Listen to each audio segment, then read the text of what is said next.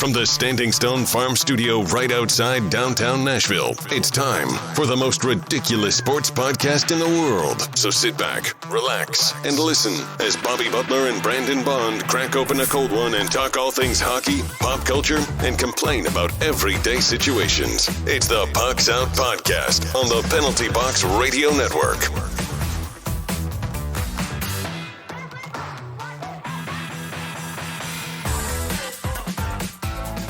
Welcome into another episode of the Pucks Out Podcast. I'm Bobby Butler. He's Brandon Bond. Hey-o. You can find us on the three majors of social media at Pucks Out Pod. Now let's crack open this cold beer and let's get after it. Yeah, buddy. Got us some Dos Perros. You're lucky, man. I was gonna get us some King Cobra.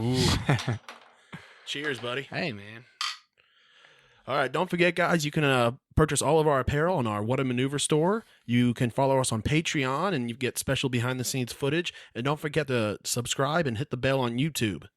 How you doing this week, bud? Doing good, man.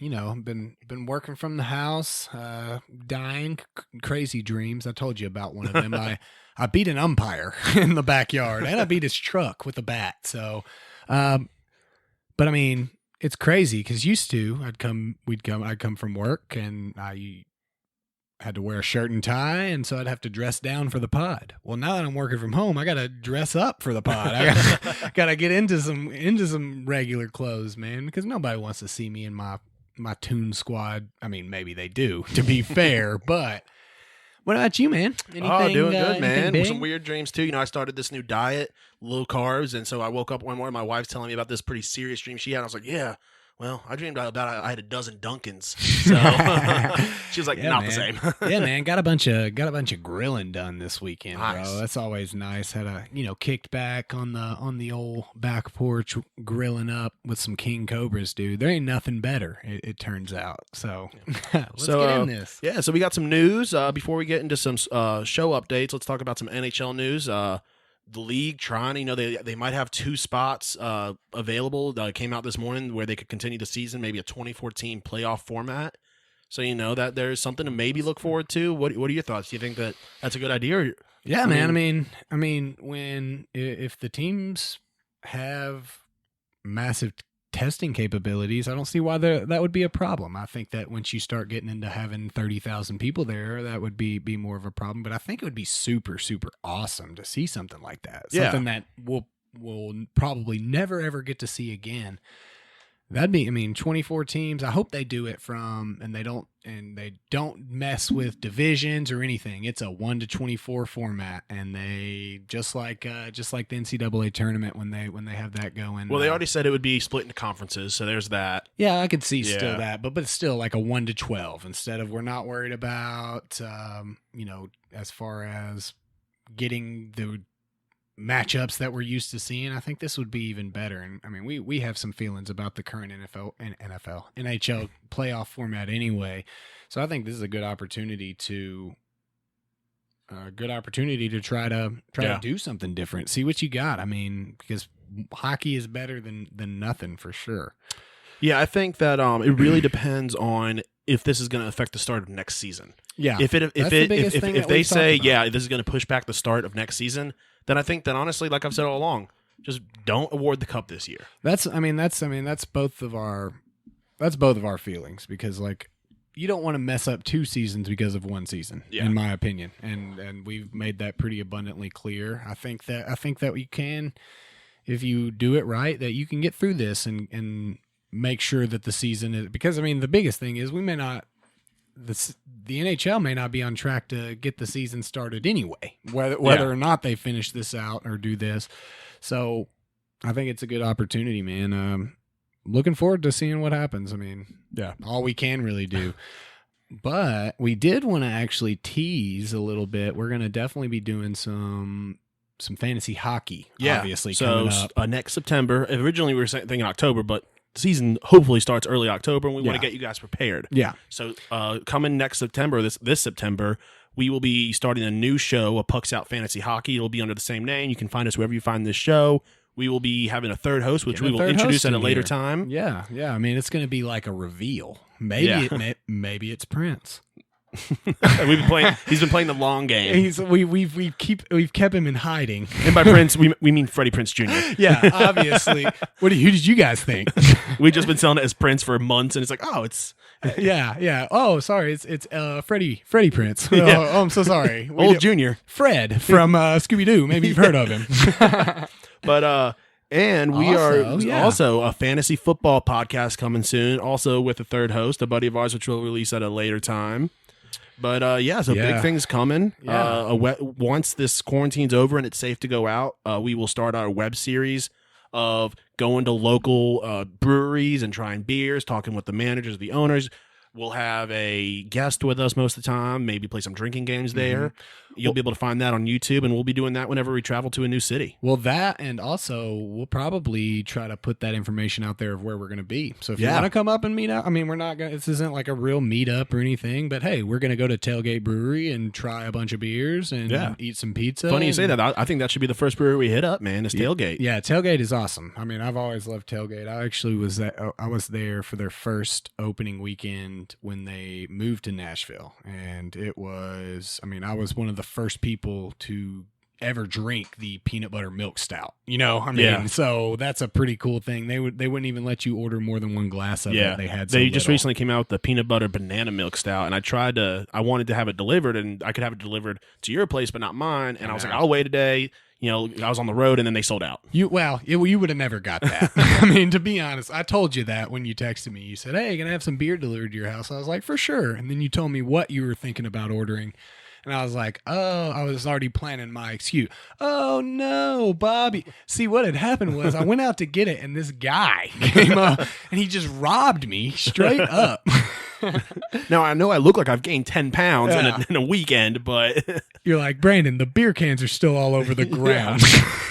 You didn't even take them inside. The package has been shredded right here, and there is 100 beer cans all about. So, but all right, so now it is time to move into GM Grades Part 6, where we finish off the Metro division. Oh, Metro, man. So today we've got New York, we got the Rangers, the Capitals, the Blue Jackets, and the Penguins. So why don't you start us off with a look at the Rangers? Old Rangers, man. Old Jackson, that's his second team. So I always give him a real hard time about it.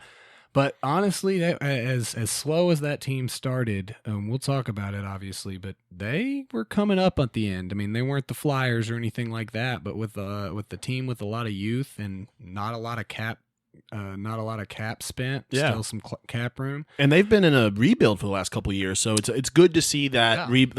Some teams they're just perennially in a rebuild. Absolutely, this team they set out for a rebuild, and it looks like it's coming to a closure. Well, we've talked about that before too. I mean, the Rangers are very similar to the Devils, to where your team, your fan base isn't going to accept long-term rebuilding. Yeah, but players over $7 million, obviously, Panarin. I mean, catching that money, isn't he? Worth every penny, man. I mean, what his wife wanted, to be in the city, and I mean, he got what he needed. He's worth it, obviously, as you just said. But 11.64 a year, and Jacob Trouba making $8 million a year. Obviously, Zibanejad is going to be due. If we're talking about maybe next year, that also is going to be up over 7 if they're able to keep him.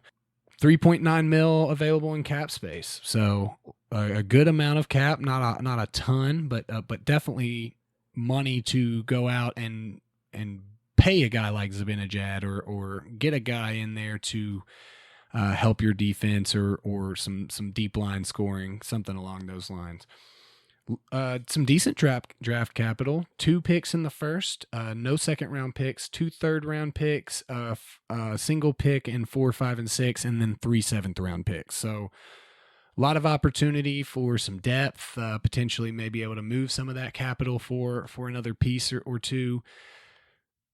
Metro's a tough division. I mean, even coming on like they were, I mean, it's hard to argue that they were better than the 4th or 5th team in the Metro this year, at least. So, The good, obviously, Panarin. We've said this multiple times. He's worth every penny that he's bringing in. Adam Fox, really bright future, young defender, I believe. Yeah. Correct. And if I can interrupt you real quick, Zibanejad. No, you can't. Zibanejad had contract is 5.3 up until 21-22, and then he's UFA. Okay, So they got a couple years left on him. Then they'll have to make a decision. Yeah, but he's playing so well right now that you got to imagine if the team doesn't want any animosity, they're probably going to need to give him a little bit more money. In my opinion, I mean, at very least, he's a $6.5 million player, if not.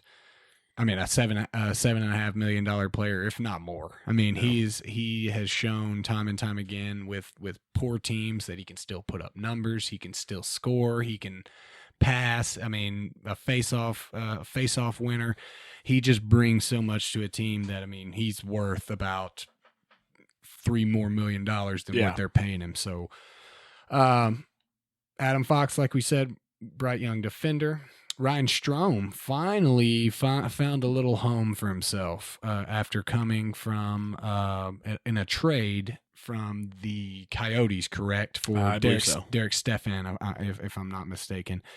He a lot of draft capital was put into him. He was a high rate draft pick, and finally seems like he's found a home and is able to contribute in some way. Like you said, obviously on our list is rebuilds in good shape. I mean, there is exactly as you said earlier. There's perpetual rebuilding, and you're just shitty, and you say, "Oh, we're rebuilding." It's like, no, you're just terrible. You're just a bad team. So, but it seems as though the rebuild is really working for them. For a team in a rebuild, there's not much that's bad. Obviously, very streaky. They haven't started the season strong the past couple seasons. So it'll be interesting to see what will happen if we get this 24-man playoff format. I believe they would probably be one of the teams, if I'm not mistaken. I could be. I mean, they got some team. They would be scary to face up against in the first round, in my opinion. So, some scoring, some good defenders on the team. I'm anxiously awaiting to see if they're one of these 24 playoff teams that we get. So let's move into some grades. Rebuilding GM. I mean, I say it's hard to get. I don't know if it's A+, but I say it's definitely A. I mean, navigating your way through a rebuild of that size is difficult. Well, and when you're constantly under the microscope there in New York. I mean, it's not. You're not coaching or GMing in Nashville, Tennessee. You know, I mean, you're doing it you're playing your games in Madison Square Garden, and there's about 100,000 people that just cover the Rangers. So I mean, constantly you're having to defend your actions, and I mean, I personally think that he's done a good job. So A, and we're talking about on the cusp of an A+, in my opinion. We'll give him an A. Yeah. And by the way, Ryan Strome came from the Oilers. Okay. Oh, the Oilers. It was Dylan Strome. That was formerly a Coyote that went to the Blackhawks, I guess. I think so. Yeah. There's so many Stromes. Nobody would have ever called me on it, probably. All right, so team grade. Second half of the season, I'd say B. Yeah. A solid B is what that team gets. Probably, maybe we can even go B+ for exceeding standards. I think the slow start would maybe move them down to a B-. Okay, but again, we're talking about them being in a rebuild. Yeah. I mean, you're not expecting a whole lot for a team, but I can go with B-. That would be well. If New Jersey gets an F during a rebuild, I mean, it's only fair that we grade them on their poor first half of the season. That's true, but especially with the contracts they had at the time. Even in their poor first half of the season, they probably won more games than New Jersey did all year. Yeah. So we can go B-. Yeah. I'm okay with that. I'm not gonna argue with you. But I think it's your turn to move into your Washington Capitals, buddy. Yeah, that's my second team, so I'll cover them. So players over $7 million, we've got, I call it 3.5. Nicholas Backstrom currently making 6.7. Next year, his contract goes up to 9.2. Yeah, that's a big contract, right? And I mean, you gotta argue. It's hard to argue that he's been worth it. I mean, John Carlson, one of the best. Sorry that he hasn't been worth it. He is worth the money. I think it's hard to say. I feel like it made it seem like I thought he wasn't worth it. So I had to clarify. All right. John Carlson, $8 million, worth it. Probably would be worth more. Kuznetsov, 7.8, and then the grade 8 over here making 9.5. Yeah, I would say Kuznetsov is probably a little overpaid. A little bit. I mean, but mostly because of the team he's playing on. I mean, he's asked to do something different than a guy like Kuznetsov would be asked to do on the Predators. Yeah. So I mean, to be fair. Salary cap available, what you'd expect from a team that, they're in a hunt for another cup, $192K. That money's being used smart, I think. Yeah. They're pretty much fresh off a cup run 2 years ago. Won a cup 2 years ago. Draft capital, not much. They don't have any picks in the 2nd and 7th and 1 in all the others. Good. Obviously, they're first in the Metro. Their bottom pairs are producing more lately, which you like to see. John Carlson has just been on fire. Yeah. As much as we want Roman Josi to win the Norris. Norris. I said Vezina. Although Josi might be a Vezina candidate for the Preds with the way our goaltending has been playing. So. And then Jacob Vrana is, he's been a breakout player this year. Just bringing it. The bad stretch before the pause, which you don't like to see. The Preds, they had a great stretch right before the pause, which makes us as a fans feel better because we get to live with that for a bit. Capitals fans, they're probably stressing a little bit. Is this time off going to be good for them, or are they going to sit in that and kind of hopefully the veteran leadership brings them out of that during this pause? Right. That's what I was going to say. I mean, you all, if the Capitals were not a perennially winning team that was on the cusp of the playoffs, and they had this bad stretch before the pause, I would say that really bodes poorly for them. But for a cup-winning team that basically still has all of its core intact, I say that's obviously a good thing. To get Alex Ovechkin, a nearly 40-year-old guy, 4 months, 3 months, 3.5 months of a break, and then tell him to come back in and try to win himself another cup, I think it really bodes well for them, actually. So, all right. So, I think for GM, 2 years off of a Stanley Cup, first in the Metro, it's hard not to go A. Maybe. Yeah, I say A as well. I don't see how you can. I mean, the St. Louis Blues tore it up last year. I mean, there wasn't really didn't seem like there was any opportunity for anybody but the Blues to win last year. I mean, you're not going to win the cup every year. That's just not going to happen. But the core is still there. You still got goalies that are showing out. A young goalie in Samsonov that is backing up Holtby, a Stanley Cup winning goalie. So I agree. I don't think I would be able to say below an A either. So let's go team grade. It's hard not to give them an A. Yeah, I would say, they were still first in the Metro. I would say A- because of that bad stretch. Yeah. We didn't know what that was going to take them into. We don't know how they're going to come back from this. So if this was any other team that was sitting in this position, I would say it obviously an A. But you've been there. All the things that are working for you and for the GM is the same thing that's working against you. We know what you can do. So when you do below that, we can't necessarily say you got this A grade when we've seen what your A grade is. So I would say A- is a good call. Yeah. So now let's move on to the team we were supposed to see right before the pause. Didn't get to. The Blue Jackets. Columbus Blue Jackets. 614, dude, which is one less than the 615, baby. No players over $7 million. Getting it done with youth. They went for it last year. We saw that, and that being able to go into a season and after they went for it. All of their players went elsewhere. Matt Duchene to the Predators, and Panarin to the Rangers, and Bobrovsky to the Panthers. Losing all those guys. And then we're in playoff contention. They were right there. They're a good hockey team. Seth Jones, we needed a center when we traded him for Ryan Johansson. But it's, as much as I love Johansson, that I'm a big Joey fan, and I feel like he gets a bad rap a lot of the times because of how much he does external from just scoring and for the Preds. But there is no question in my mind that Seth Jones the Blue Jackets won that trade, and with Zach Werenski down there, I mean, we've talked Blue Jackets on this pod before. So,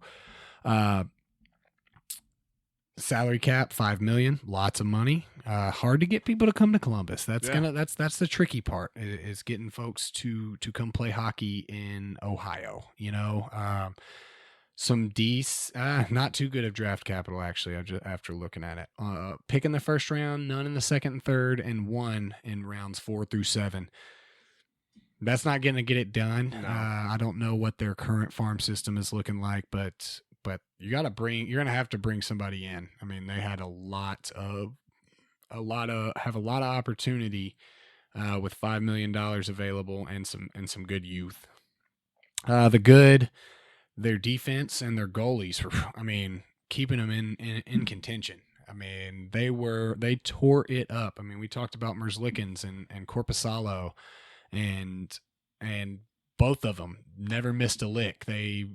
One got hurt and the other one moved in, and it was seamless. So, I see that you included in the doc that Merzlikins had 5 shutouts in the past 33 games. I mean, yeah, obviously that is a feat to be had. I mean, there's some guys that never get 5 shutouts in their career, and to do it in your rookie season after a guy that had been tearing it up is doing that. I think that that guy has got a really, really bright future. Bad. I mean, lots of bad. Lots of bad. I mean, the problems are coming from one of the things they can't really control, injuries. I mean, we're talking about Josh Anderson missing 44 games, Oliver Bjorkstad missing 21 games, Cam Atkinson missing 26 games, Brandon Dubinsky, who hasn't even played this season, Seth Jones missed 14, and then Korpisalo missed 24. Now, they didn't get really hurt by Korpisalo missing 24 games because of Merzlikins and how he stepped in. But that could have been devastating to their season and made it look like a horrendous season had he not stepped up. I believe you have the stat on here that they led the NHL with 419 man games. 419 man games lost to injury. Injuries that came after losing Bobrovsky to the Panthers and Panarin to the Rangers, as I said, and Duchesne to Nashville. They stood up to the test of what you need to do to win hockey games. They were playing true team hockey. There was obviously ways to beat them. There were chinks in the armor, but it was hard to find them. You had to go in playing Columbus with your A game if you wanted to win the game. And for that reason, also another real bad. It was hard for them to score. Yeah, which you expect when you've got that many, frontliners down. And even so, even if all those guys were in there, none of them that stand out as a goal scorer. Those guys can score points and can score goals, absolutely, but none of them stood out. GM, I personally think that it's really hard to go lower than a B+. Yeah, I mean he might get a pass this year because of the injuries, and so I that sounds good to me. It's hard to argue against a guy going for it like he did. You can sit here and say, well, he should have traded all that. Yeah.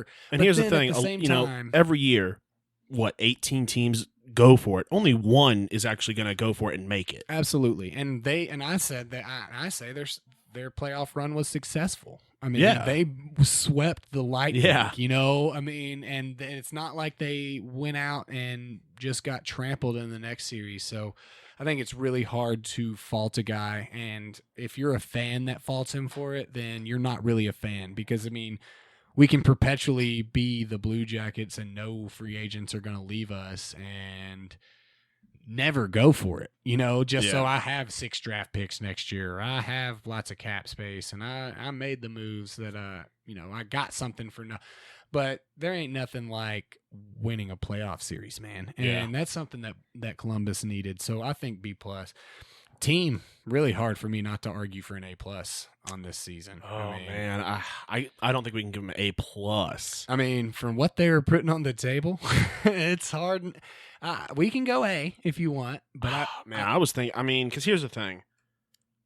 It's hard to put them in the same category as the Capitals. But see, the Flyers. I feel like our team grade. I feel like the team grade doesn't categorize them as, oh, we gave them an A+, so they're just as good as the other A+ we gave. It's all about what we're talking about and what the team brought. This was a team that could have very easily been one of the worst in the leagues, and then we be sitting here giving them a C because, I mean, that's what we expected. But this is a team that overperformed with all of those injuries, with no goal scoring, with 3 big-time free agents leaving and going to other teams. You make your case. I'm not saying 100% they should. So I do not see. Yes, they've been performing well for this situation, but I'm just saying that. I mean, they're not surviving a 7-game series. I don't think that they would either. But we're talking about a team that, if you looked at this roster at the beginning of the season, they shouldn't even sniff a playoff spot. Yeah. So I mean, look at if you compared that to the Sharks roster at the beginning of the season, who was going to win more games? I get that. So I guess my grading on other teams, I was going to give them a C+, B-, maybe pushing a B. So we can go A-. And I mean, I just go on record and say I'm a little hesitant about that. I'm cool with the B+ too, but we're talking about 0 guys getting $7 million, man. Yeah. I mean, that's why that's more credit to the GM. Sure. Well, that's why I'm fully on board with the GM getting a good grade. Yeah.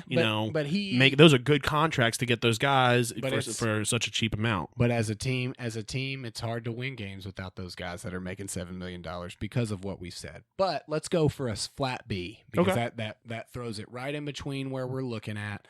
I mean, it's hard to say a team that is about to make the playoffs is less than a B, in my opinion, because not every team does that. So I think it is your turn to move into your favorite team, right? The Pittsburgh Penguins. Oh, the Heartbreakers. All right, so talking about the Yinzers up there, players over $7 million. Malkin, Crosby, Letang. Everyone knows that's without those three, that team's going to struggle. And without Letang missing a lot of time this year, really worth their money.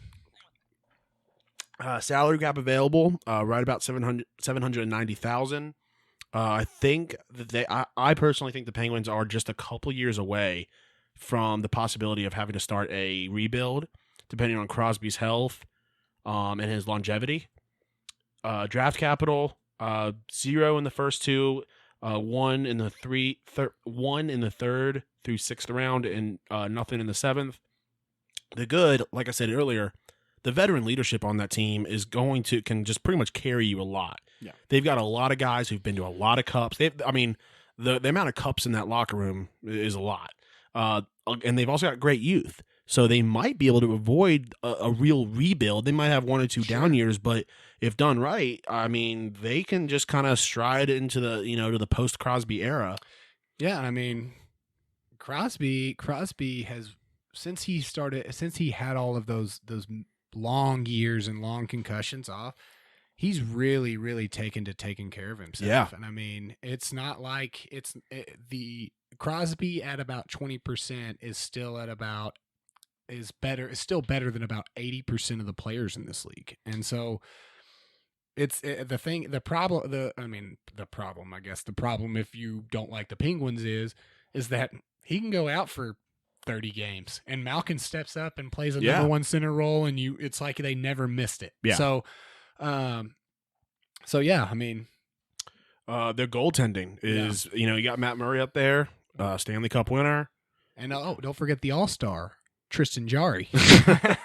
And they're built for the playoffs. That's a team in that city you are expected to win. Yep. In that city, it doesn't matter what sport you are, whether you're the Pirates, the Steelers, the Penguins, they expect you to win. Well, the Pirates. The Pirates would like a word. Yeah, so I mean that is a city that they don't have much going for them other than sports. Bad is they're fighting off injuries, but that comes that's the downside of having a lot of veteran leadership is you're getting that age, which comes with injuries. They seem slow at times. Again, directly connected to that veteran leadership. Little draft capital, but what do you expect after you win that many? You win so many cups in a row like that because they make the good moves. Yeah. They make a great move. So hopefully, if they can draft smart, that's going to be their saving grace for the future is drafting smart, building them up, keeping them safe in their farm league. Yeah, GM grade.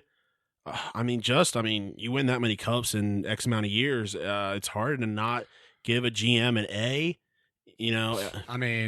As much as I have a distaste for them, even after winning cups, they don't really fall off. I think is there like a midway between an A and an A plus because we refuse to give him an A plus? No, A's good. A's good. Hard to argue. Yeah. Team grade. Again, hard to go anything below a B. I think A minus. Unfortunately, we're sitting here. I want to give them an F. You know what I'm saying? But being unbiased, they lost Crosby for a while. They were getting a lot out of guys that you never expected. Tristan Jarry was never expected to be a great goalie in this league, and they kept giving him opportunities and not only a great backup for a Stanley Cup winning goalie, but it turned out he might have been starting when the playoffs came, so an A for GM and an A minus for team seems perfectly reasonable to me. Yeah. Well, all right. That about wraps up the Metro. We will continue next week and start off the Atlantic. That definitely wraps up the Metro. It doesn't just about. There is no secret Metro team that we're hiding from you. You mean the Nordiques? We're going to talk about them? Bobby, that was going to be secret for next week. All right, so now time to move into outside the NHL. Bad week for the NFC East. As opposed to what? Well, sometimes we like to live in the 80s and 90s, all right? Sure. New York Giants cornerback DeAndre Baker and Seattle Seahawks, so a little bit outside the NFC East. Cornerback Quentin Dunbar were arrested. Baker has been charged with 4 counts of armed robbery with a firearm and 4 counts of aggravated assault with a firearm, while Dunbar has been charged with 4 counts of armed robbery. So some may see it as a bad week, some may see it as a great weekend. How? First of all, 20 years of your life, you got to be getting something real good. You're risking a whole lot. The minimum amount that this guy is going to make this year is like $650,000. Is he really needing to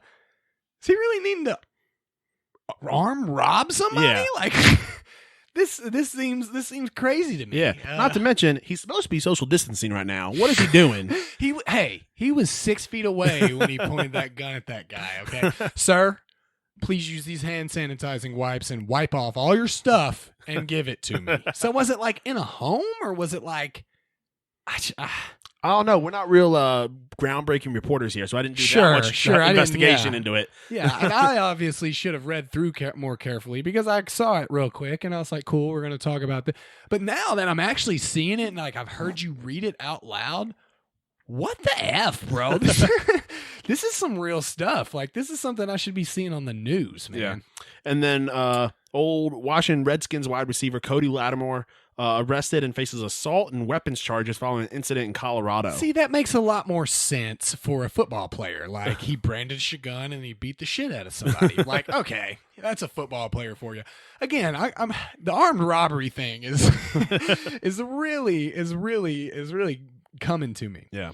So now to move over to Europe a little bit, soccer's back. Yeah, man. Euro football. I forget one of the there are no fans in the stand. Borussia Dortmund.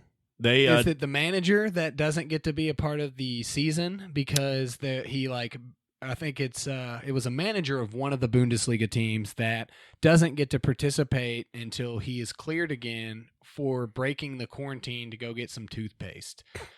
It's like, bro, again, we go back to money can solve a lot of problems. Nobody in the world would be complaining about sitting at, it's going to be frustrating and you don't want to do it, but nobody's complaining about sitting at their house when they're making $5 million, Yeah.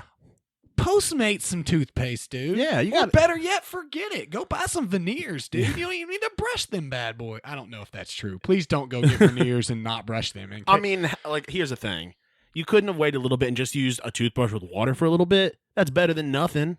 Or, I mean, you definitely got some beer in the fridge. Like, that's alcohol, bro. Just swish it around and then spit it and then drink. You know, you're good. You're going to be fine. And so now you got to not do anything.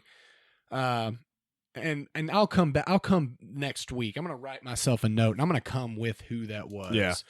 But no, so Borussia Dortmund, they did like after every game that they win, they do a big, they call it the yellow wall or something to the fans, and they did it to an empty stadium. Oh, that's and cool. It was supposed to be like, it was a cool thing, but then like ESPN FC like made a joke about it, like, haha, look at these idiots doing it to empty stadiums. Like, no, it's not like they did it by accident. I mean, it's ESPN, and so like, let's be real. This is the first time ESPN has even known soccer is played outside of the U.S. women's team. And so, I mean, that's like a traditional soccer thing. Like, you go and clap and you cheer for your fans. I mean, soccer's a long and boring sport. We appreciate y'all being out for this. And so it's not like all these fans aren't watching from home. Like, obviously that's a cool thing. So ESPN, you stuck your foot in your mouth further than it's been in since you ruined SportsCenter for me.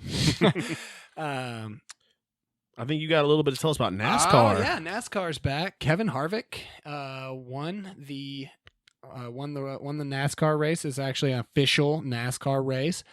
Alex Bowman came in second. He's been killing it in the virtual world. I am very sad though. As much as I'm not a super hardcore NASCAR fan, but I like it. I think it's cool. I think it's fun to watch. I'm big in enjoying the wrecks and what can happen. I'm sad there are no more virtual races though. The ability to watch what could kill 3 people in a wreck and not have to worry about loss of life or anybody getting hurt or anything like that.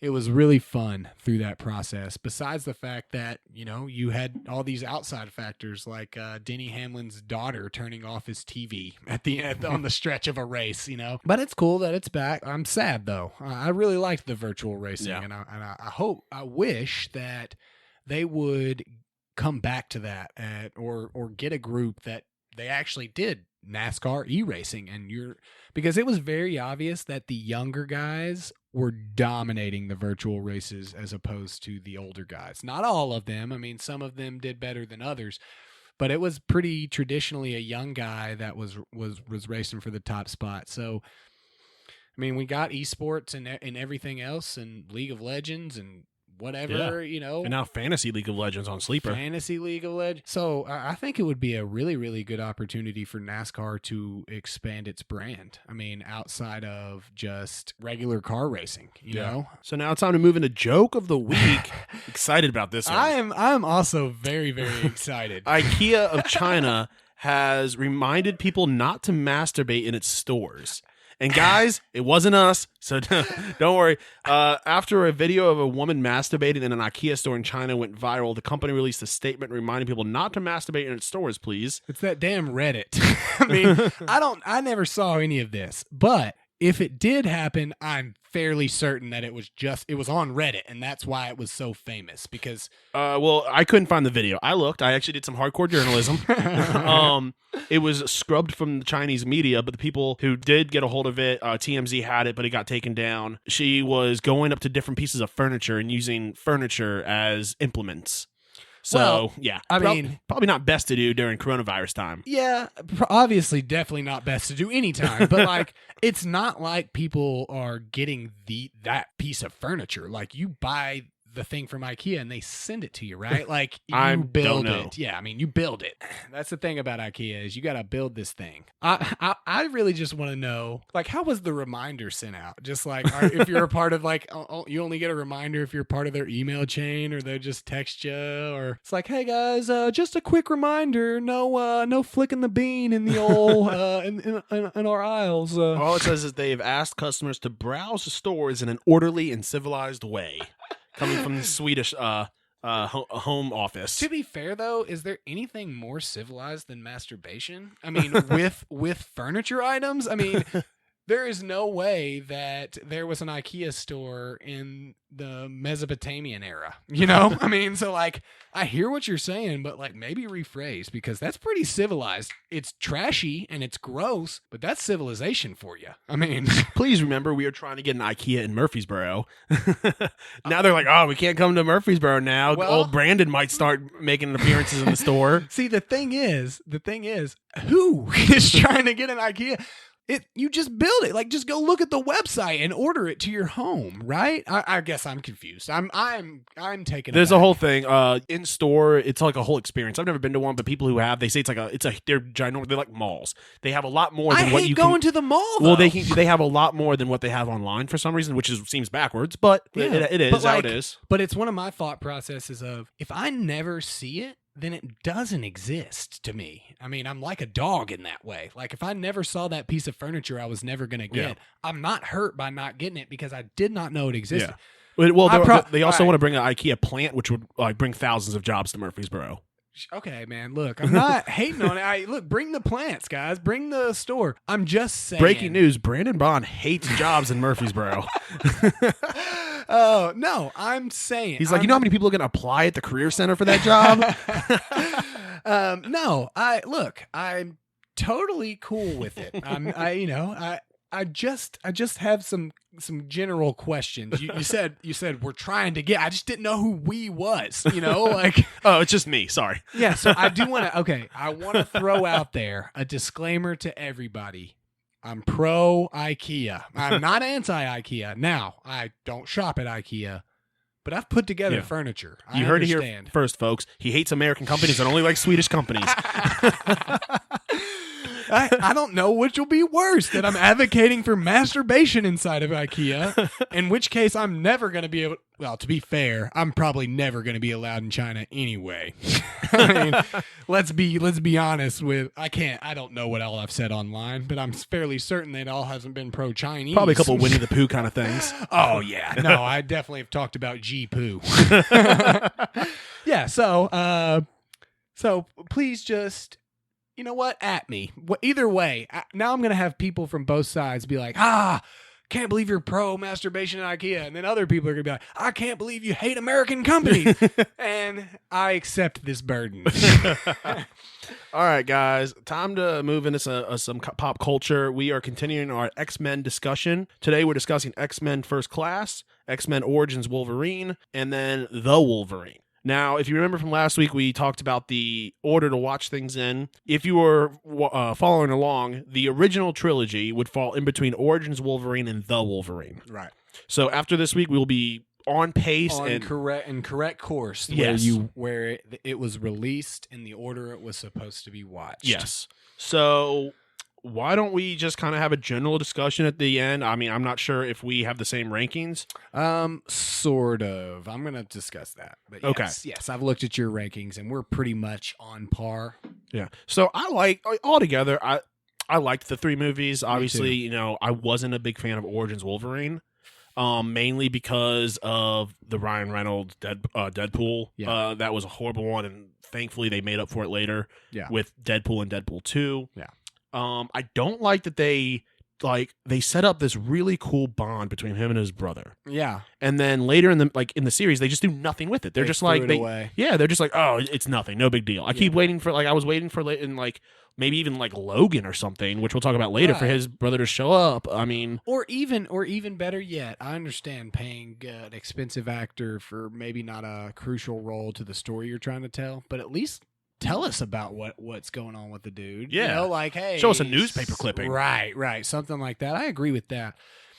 First Class, it was hard to beat, man. It was a really good movie and a really good beginning story and you know my thought process on it. I like how they incorporate history into it, and so the Bay of Pigs is essentially just a mutant type of deal. Like I loved First Class for sure, and I feel a lot of the same way about Origin.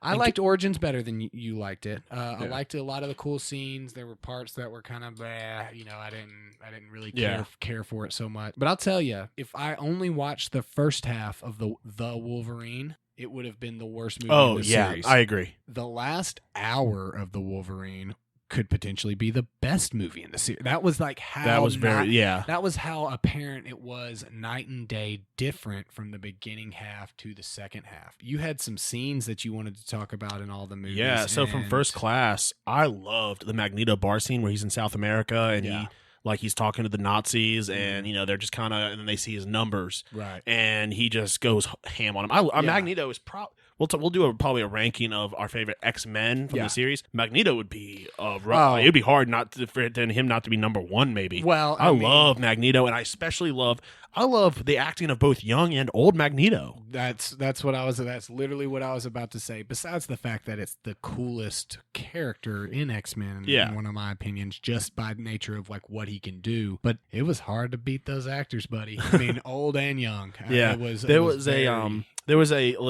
maybe Adult Swim, but like it was like an 8-bit scene that showed Magneto and like other people coming at him, and it's like he's just decimating people. Like they even like the Hulk came at him and he's just like throws something at the Hulk and kills him. And then Wolverine, he's like, seriously, you just saw me kill like 8 people and you, a man of metal, is just gonna think that you're gonna come at me. Because multiple times in the movie series, Wolverine's like, maybe now I'll get him. Right. Well, I mean, and to be fair, in Last Stand, it was necessary to trick so he him. finally learned. Yeah. But yeah, he was like, I don't think he realized maybe that he could also like smell and hear and like sense metal around him. I forget, and I think we'll talk about it obviously later, but Days of Future Past, where he goes back into his old Wolverine self, but he wasn't metal yet. Yeah. And so like he wasn't able to fight it, but I mean still.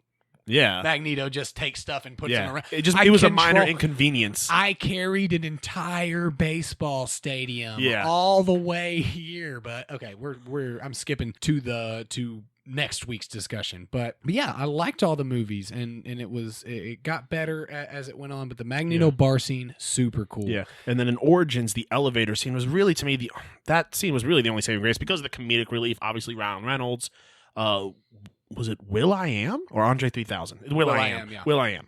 He's amazing in that movie. Yeah, he was good.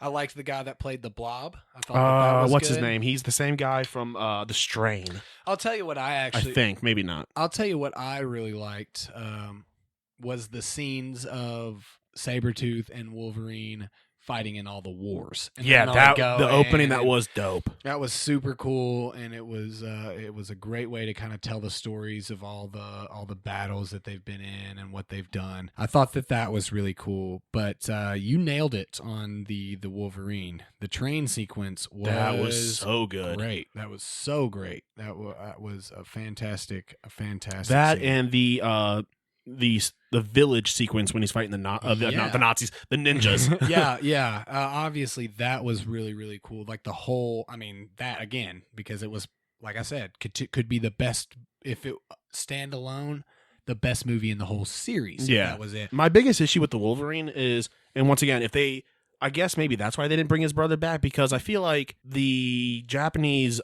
businessman who wanted to steal his power, by the way, spoiler alerts, people, the Silver Samurai. Yeah. What he could have done is been like, hey, I know you saved my life, so instead of me killing you for your power, how about you just hook me up with your brother and I take his power? Because he's got the same healing abilities, right? Yeah. Or just seek out Sabretooth to get Wolverine. Like, how hard would have been like, hey, I owe you my life, so where's your brother? Yeah. I mean, thanks a lot, bro. Like, not only were you like gonna die, but like you were gonna die a horrifically painful death of radiation poisoning, bro. Like, I mean, that was interesting to me. But there was a lot of cool fight scenes. There was so much more. They could have sped up that story. I feel like we didn't get enough Silver Samurai. Like the whole point of they could have gotten rid of the whole like miniature, like the weird hotel scene where they had to go to like the John Hotel. Yeah, like we got it. He can't heal himself anymore. Like we understand. Like, yeah, we figured that out. Yeah, it was just too much. Just slow moving. Like I don't know. I mean, it's the Wolverine. Like this should be a fully action packed movie. Like I get that it's that it's it's not even his origin story, so where like you can argue, there was some slow parts needed to tell the story. But your ranking that you have, you want to go through that real quick? Yeah, so at number 3, and people probably figured out just from us talking about it, Origins at number 3, which when we do the full rankings, it's going to fall pretty low in that ranking as well. I agree. The Wolverine at number 2, a decent movie, good movie. The first half kind of makes it not in the top. I'd say falls right in that half mark. Yeah. And then First Class, which is that one's up there with Days of Future Past, man. That's probably gonna be a solid number 1 or number 2 spot. Obviously, there was no question that First Class was worlds above these other two. Obviously, it's because they're telling the story of the X-Men, and that's what the movie trilogy is about. And so First Class, way, way up there. Again, my order is the same, but it was hard. I mean, they're right neck and neck because of that first half of that movie, man. I'm telling you, I just really, really did not enjoy myself watching it. But I agree with your rankings. I liked the overall story of Origins more. I think if it would have been told better, it would have. Yeah, that was a writing issue. Yeah, absolutely. Because the story in itself it kept your attention the whole time. It was just on the cusp of it needed something else. It needed a little bit more. But I 100% agree with those rankings. And to the credit of the entire series. While obviously the entire series doesn't match up with the Marvel universe because of the time, the casting of the entire series, you couldn't ask for better casting of Professor X, Magneto, Wolverine, Rogue. I mean, it's such good casting throughout the entire thing. Young and old Mystique. I thought that they did a really, really good job. Sabretooth from the original trilogy, and then the Sabretooth they brought into Origins was good opera. Yeah. So, they're definitely, looking at the series as a whole, there are a lot of continuity issues. There were some, what's her name? The Diamond Girl. They obviously had to change her actress. I liked the actress that played her in First Class, though.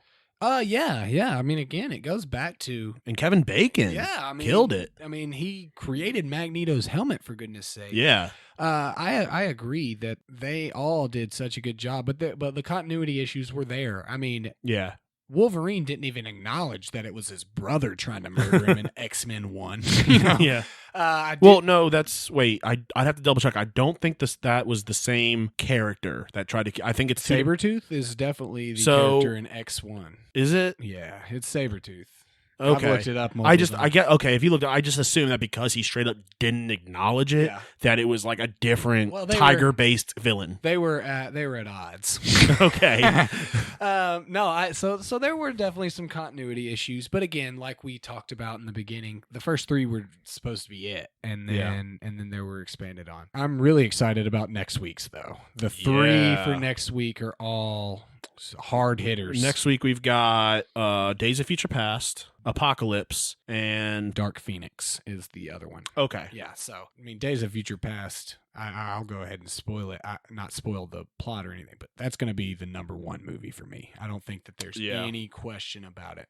But I think you got us a couple of questions from the internet, bro. You wanna take us into those? These are some good ones. We were supposed to do 1, but we got some extra time, so we might as well do 2. So this is a would you rather have a flock of geese swarm to you every time you fart, or never use a phone or computer again? Easy. Obviously. I'm fighting. I mean, geese are aggressive. Okay. I don't live in Canada though. Yeah. Because if it was Canadian geese. Well, no, not. I'm just saying, it's against the law there to murder them or whatever. Well, and Canadian geese are also a lot more aggressive than American geese. I don't care about the dude.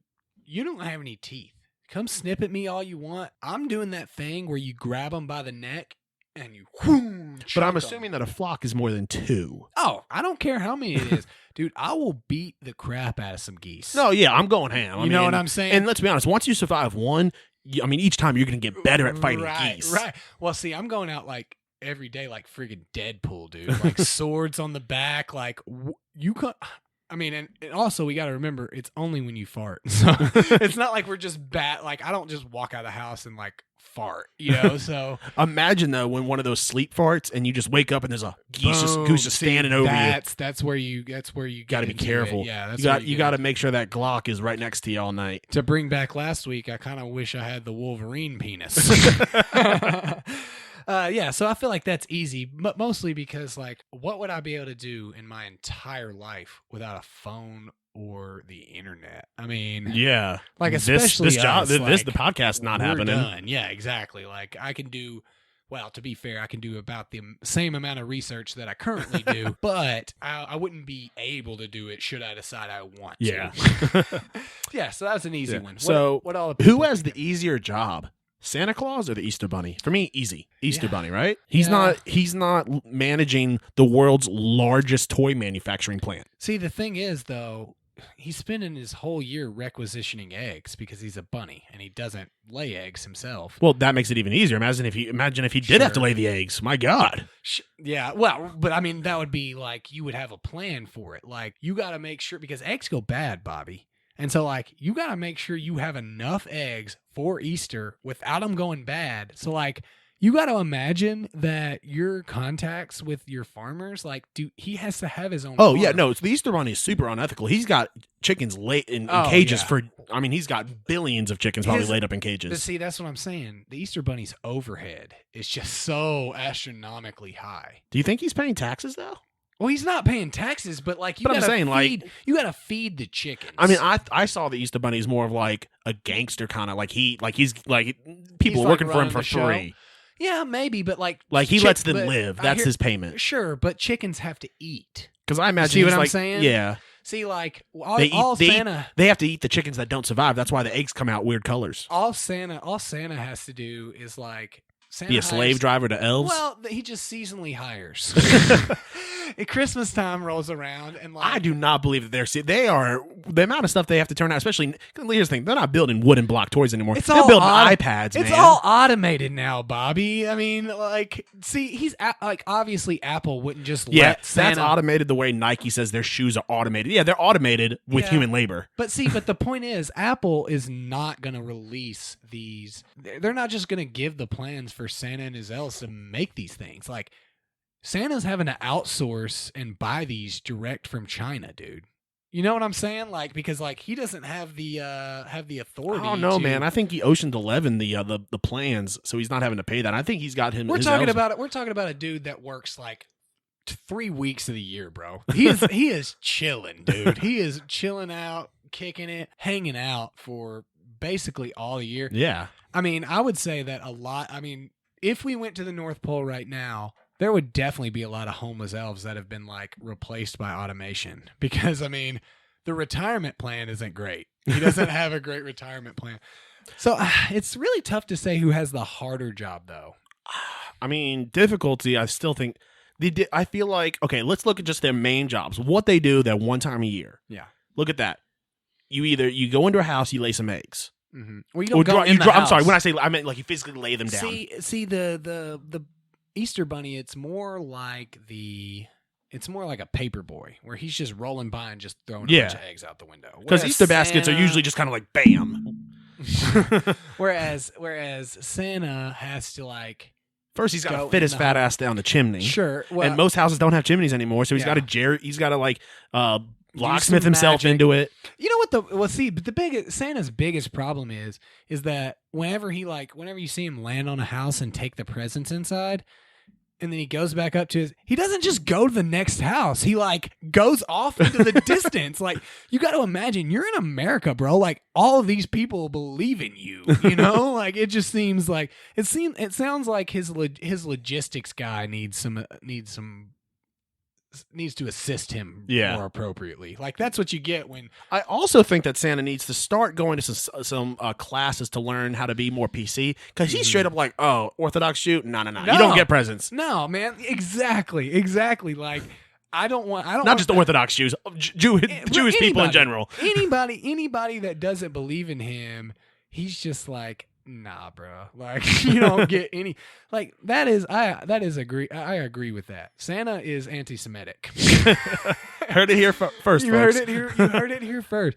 I guess I would say the Easter Bunny has the harder job because he doesn't get he probably has roughly the same job as Santa, because you can imagine the people that believe in Santa and the people that believe in the Easter Bunny intersect pretty well. And I guess know? okay, I you are talking me into it only because Easter Bunny doesn't have magical reindeer to take him house to house. He doesn't. He's got a hop. Dude, his quads are built. Yeah, no, for sure. I mean, it's just one hop from house to house. What if the Easter Bunny is just Saquon Barkley, and that's why his thighs are like that, man? I mean, Saquon, I can see that. I can see that. If the news came out and said Saquon Barkley is the Easter Bunny, I wouldn't even be surprised. Would not even argue with them. I would say Andy Reid's yes. Santa Claus. Yeah. I would say that their jobs are very, very similar, but Santa gets all the love, dude. And like, what do we leave out for Easter Bunny? Nothing. Carrots, right? I mean, I don't leave out crap for that. Oh, I left out carrots as a kid, I think. Oh, okay. Well, but I mean, carrots suck, dude. Santa gets milk and Not cookies. to bunny. Dude, I own bunnies. They love carrots. You should see them when they get a carrot. They freak out. Let me hit you with this, though. It is like cocaine for them. Let me hit you with this, though. If you held a cookie out and a carrot in your hand, would that bunny enjoy that cookie? I might have to test it. I have to ask permission from my wife. I want to make sure I don't kill the bunny. That sounds dangerous. Don't do it with real bunnies. Let's just have this as like a hypothetical argument. I don't want especially don't give your bunny a cookie, because then they know about cookies. That's the same thing as the IKEA thing. Then it's like carrots are never going to be enough. Like, I enjoy carrots myself, but if you held out a cookie, I'd be like, cookies, no problem. And like, that's all I'm saying. I mean. And I mean, this is like a man bunny too. Like, it's not just like a regular bunny. Like, you got to imagine this dude hears, about at the conference that they have, all the mythical, imaginary creatures. You got to imagine that Santa's always bragging about, like, yeah, bro, oh God, ate 60,000 cookies. By the way, kids, when he said imaginary, he didn't mean imaginary. I mean imaginary because Santa or the Easter Bunny hasn't come into my house for a long time because I'm terrible. Okay, he probably real to some people, but he imaginary to me because I can't imagine being good enough to get anything from Santa. All right, so I think we decided on Easter Bunny has the harder job. So are we saying Santa's got the easier job? Santa's got the easier job. 83% of the internet disagrees with us, but that's because they're dumb. Yeah, right. I mean, have you seen people on the internet? To quote George Carlin, is like 50% of the people in the world are dumb. And like, think about the average person that you meet and how dumb they are. Half of the people in the world are dumber than that. So like, that's the internet. All right, so time to move into this or that. All right. 100% full quarantine for 3 years. That means not leaving your house at all. You've got to do Postmates, have your groceries delivered. Can you go to like your backyard? As long as it's not like around other people. As long as you don't share your backyard. As long as it's not like a communal backyard. So it's like I mean, who has a communal backyard, Bobby? People who live in apartments, I assume. Well, right, but that's like a courtyard. That's not your yard. You don't get the courtyard as your yard. Like what am I, in a nudist colony? I don't have a communal backyard, bro. I have a backyard. Or you live out of a standard 2-person tent for a year. Now, with that, you can go to town for supplies, but you must sleep in your tent and you must generally live your life around the tent as you would if you're actually going camping. Okay, but you might die due to weather. Are we just assuming that we're completely 100% safe? Yeah, I mean, so exposure or hypothermia or anything. Yeah, so I mean, the winter, I just wanted to make sure you have equipment for the winter. You've got equipment for the summer. I just wanted to make sure I wasn't going to pick one and then you'd be like, you're dead after 6 days from exposure. Like, thanks, man. Do I get can I get a generator and stuff? Like, I think for the spirit of the question, no. Oh, then it's easy. 100% full quarantine, bro. Like, what am I going to... Yeah. I mean, honestly, living in a tent is basically a quarantine. Yeah, and here's the thing. Even if I had, like, a generator, I would still pick full quarantine. Because I hate camping. Well, no, I don't hate camping. That's why I'm asking about the generator. Like, if I could have, like I can go to, like, people's houses and stuff and chill, like... I just have to live. See, that's basically full quarantine then. Like, basically what you're saying is... They can come see you. They can come hang out with you. Yeah, that's silly, though. I can't... I see... You can't just go spend your entire day at someone's house and then go... they can come see you and tell you what, for the spirit of the question to make it a little bit harder, you have a generator, no internet. That's the same thing as not having a generator, Bobby. Well, I care if I have... You can have a fridge now. Yeah, keep things cold. You have an AC unit. I guess. My thing is that like I mean, it's but I enjoy going to other people's places and stuff, but there ain't no place like home. Like so, like even going to other people's places to chill, like it would still be hard not to pick 100% quarantine.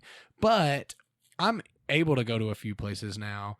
And I've been quarantined, or not quarantined, but I've been at the house for like a month and a half, 2 months, and it sucks, dude. Like, it sucks. I get, and like I get that. Obviously, I'm a different situation because I already worked from home.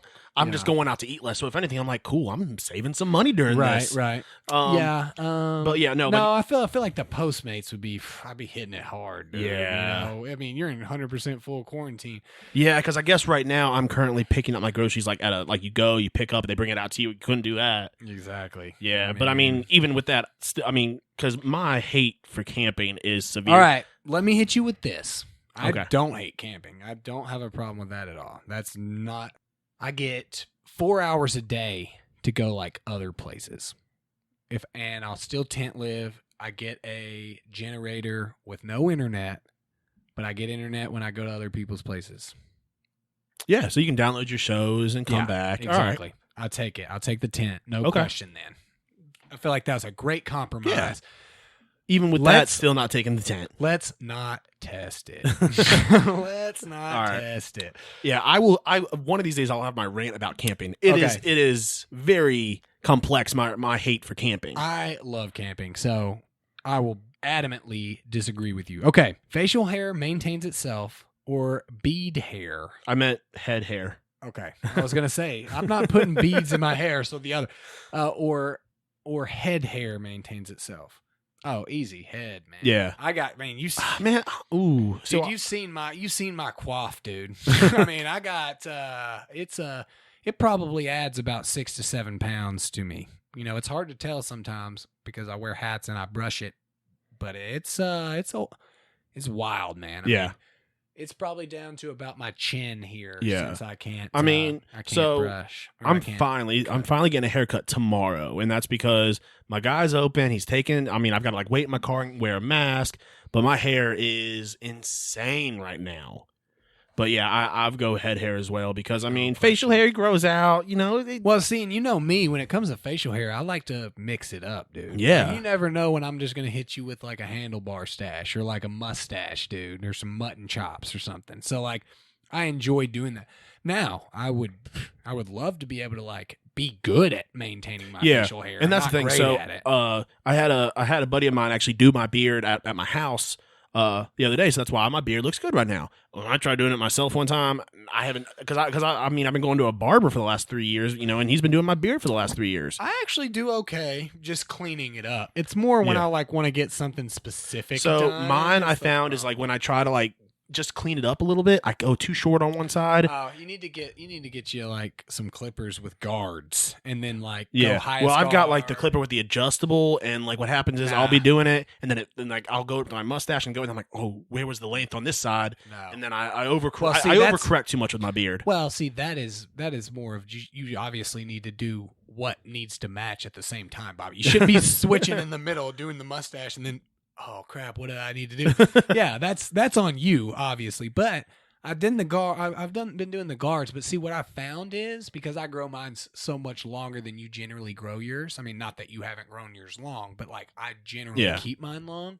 I can brush it outward and then just hit the top layer of the beard and kind of clean it up that way. Yeah. And then I'll brush it down and I'll make Stephanie check and say, where do I need to hit again? I'm thinking about growing it out super long, though. I mean, if the wife lets me. Yeah, she won't. She's not going to. So I've been trying for 4 years now. Yeah. See, what I would do is me personally, I would just be like, oh yeah, I trimmed it up, and I just wouldn't ever. Oh, I've done that, and then eventually she's like, I know you're lying. Yeah. See, you know me, man.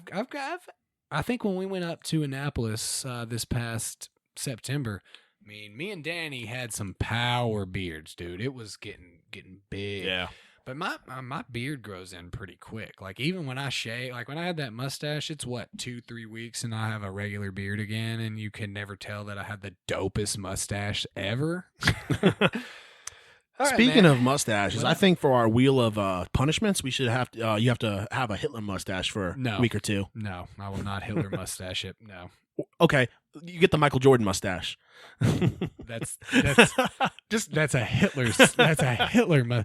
What I'll do is I would be willing to Fu Manchu it. Yes, I would foo for it because dude, see, the thing is, so much more comes out of even if it was just for a couple hours as a joke, the Hitler mustache, all it takes is one jerk to take a picture of me and post it online, and then my whole life is ruined because I'm Hitler and I think Hitler is funny. You know, that's that's a soundbite. You gotta, God dang it, you gotta be careful with what you do these days, and so.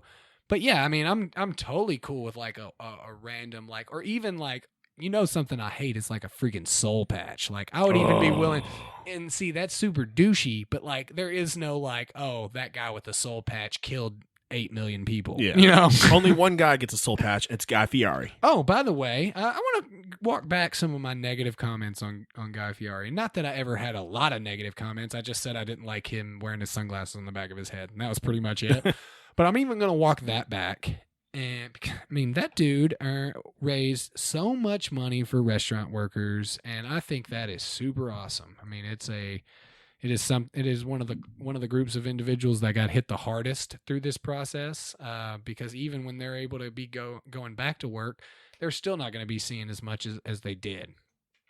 So yeah, I want to walk that back. I mean, I think that's dope. I obviously still think that wearing your sunglasses on the back of your head is douchey, but you're allowed to now, Guy. I won't ever say a bad thing about you again. Yeah, I mean, so far he's raised $9 million. That's a lot of money. I mean, that's awesome. Originally, I thought it got up to $20 million. So we talked earlier. I added a zero by accident. No. I think it was 20. You said 200, and that sounded crazy, but I think it got up to $20 million. Yeah, this is from April 2nd. Yeah, so he got up to he's up to 20 mil, and I think it was him, and was it Bill Murray did some cooking thing on live TV or something? I think they're doing a burger or French something.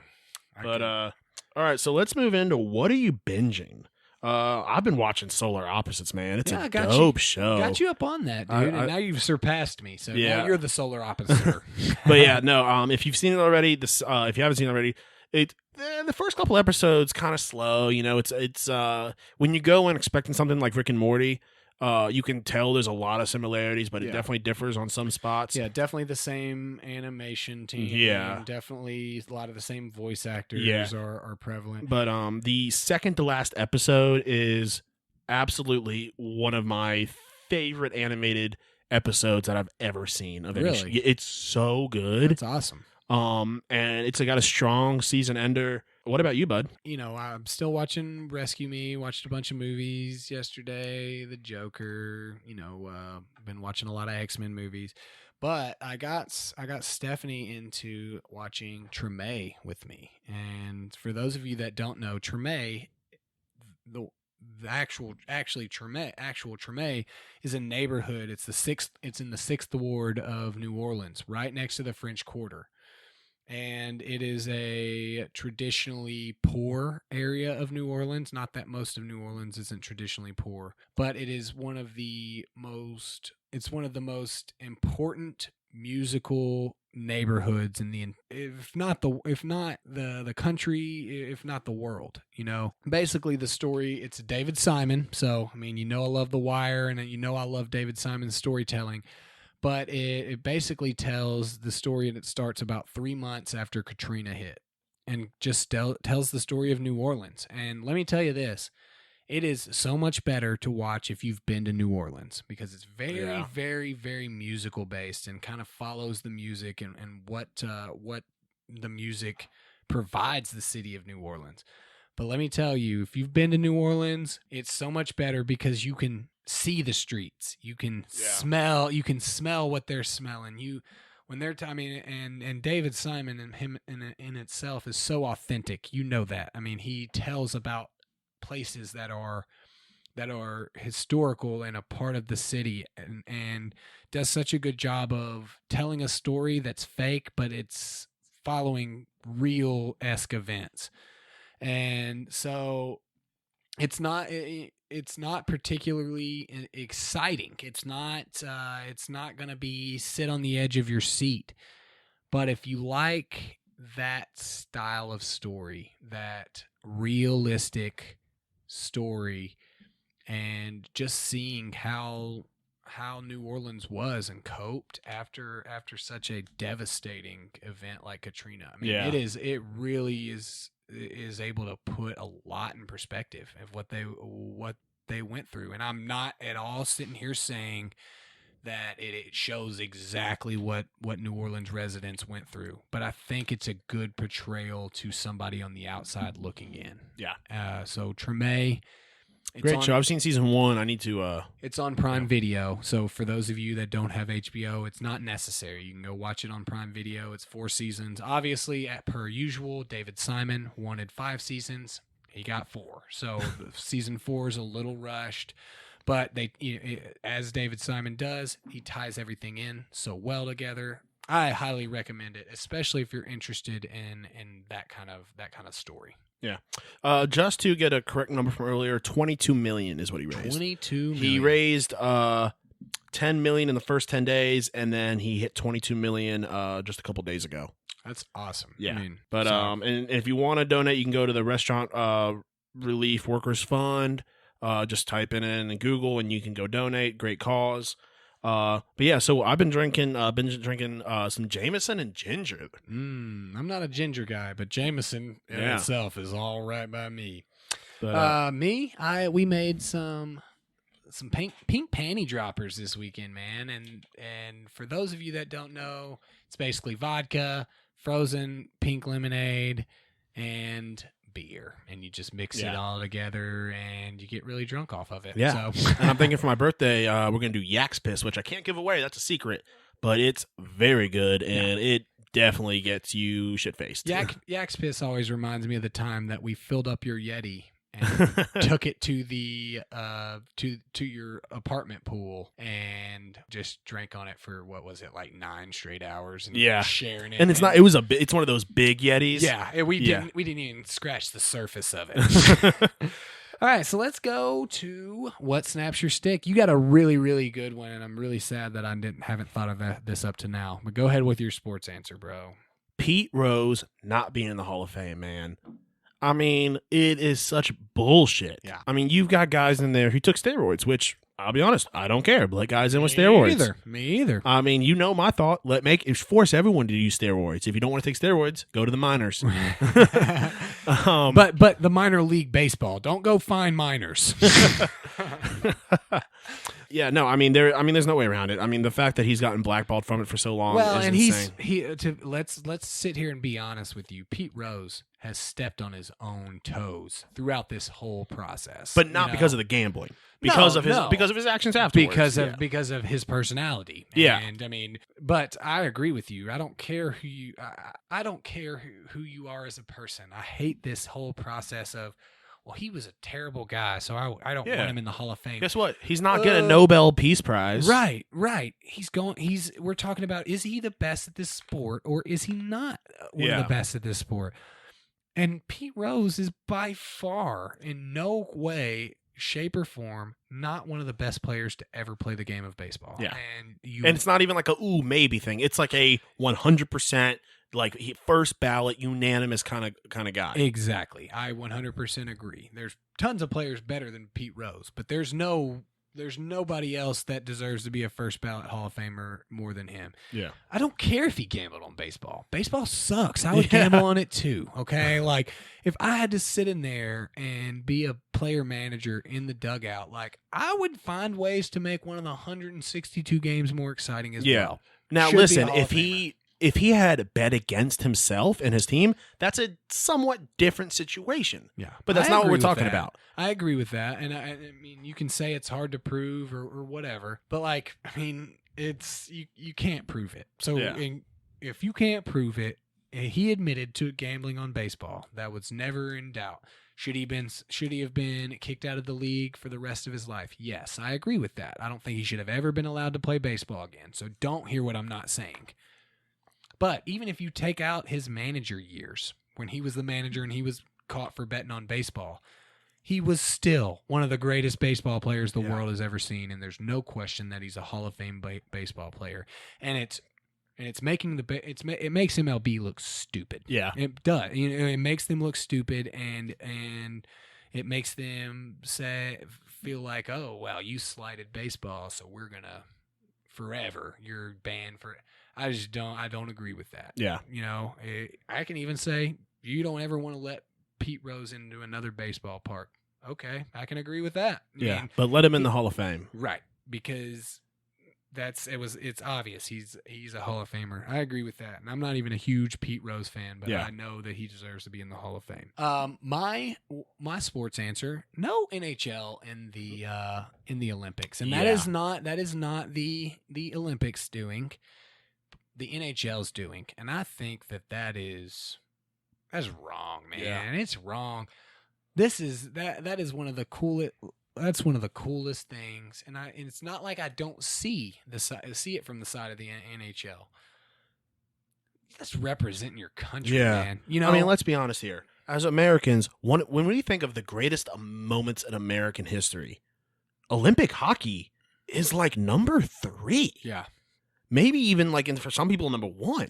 I mean, it was such a huge part of, this country beating the bad guys. Well, that and not only that, but for every other country that's not us, not the U.S., how much it means to those 3 to 5 guys that come in and playing in the highest level of hockey in the world from Sweden. Yeah, not to mention even like you said, from the point of outside America, there are so many sports that America just dominates at no matter what.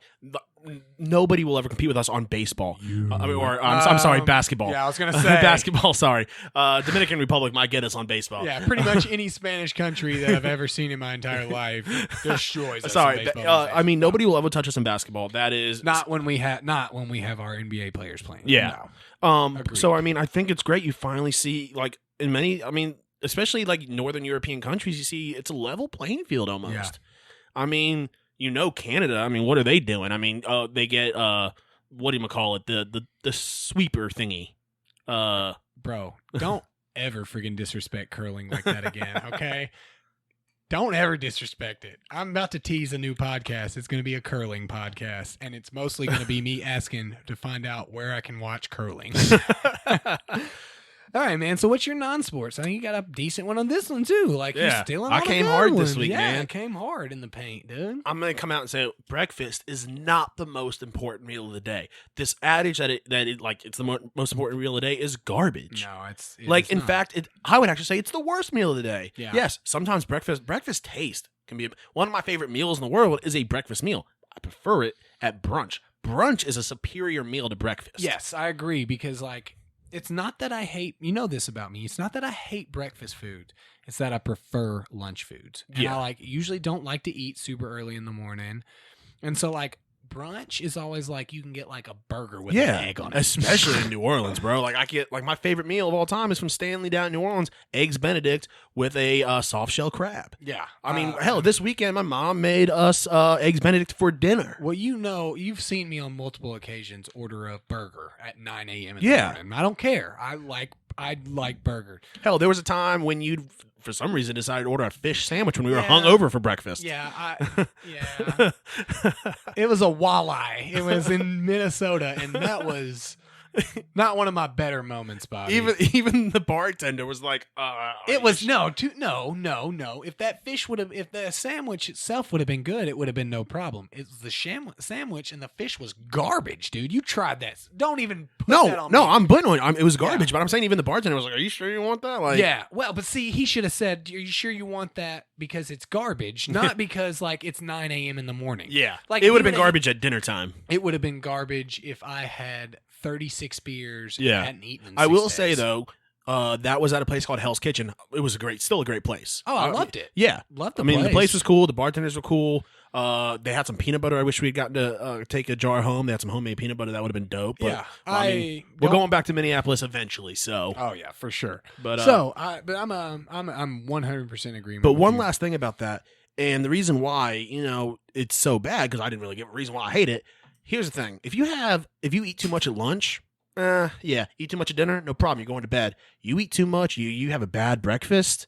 your day's ruined. Your day's done. Yeah. Like if you have too many carbs or you just eat too much at breakfast on a work day, you're not getting anything done. Well, you know me, I'm still intermittent fasting, which basically means I do what I used to do in life, except for I just make sure I wait till noon. Yeah. I mean, that's so perfect for me because I've never been a breakfast guy. Like I'll drink black coffee in the morning. Yeah. I'll drink a beer in the morning. I'll drink whatever you got in the morning. But I'm just generally not gonna. Liquid breakfast. I'm on board for a liquid breakfast. Oh yeah. So my non-sports, and I'm not here to get political. I don't care.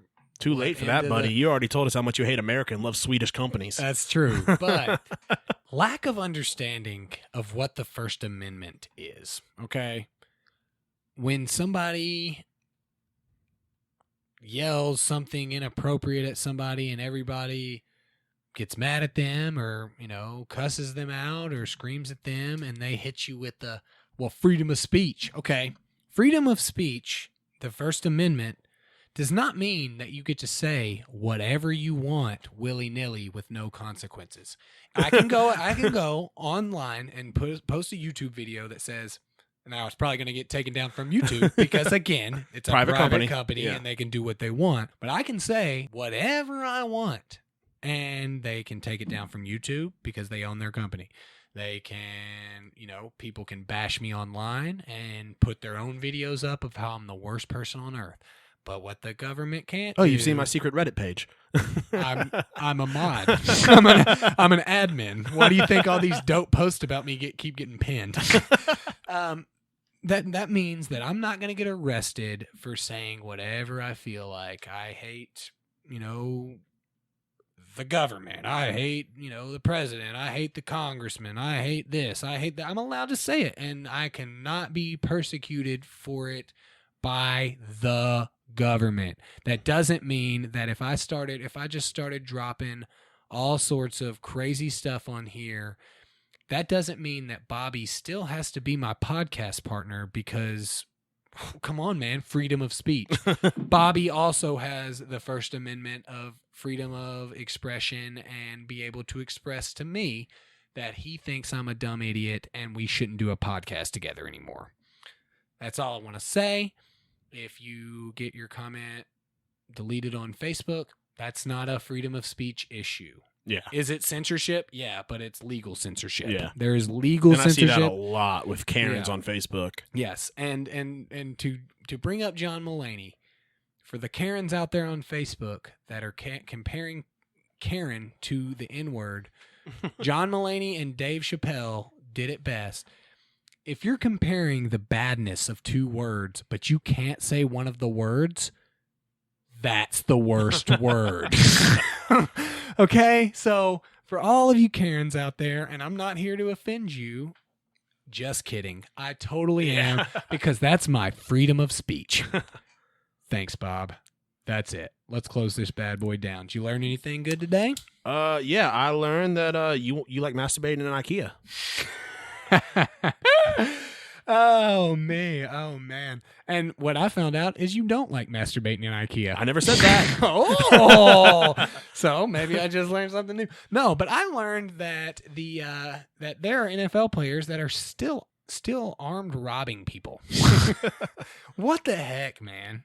But for real, I did learn that we have a lot of new shows coming to the Pucks Out family. Look forward to those. You guys stay tuned. Stay up on our social medias for updates. This has been Pucks Out Podcast. See you guys next week. Peace. Thanks for listening to the Pucks Out Podcast. To see what other ridiculousness the guys are up to, check them out on Twitter and Instagram @PucksOutPod.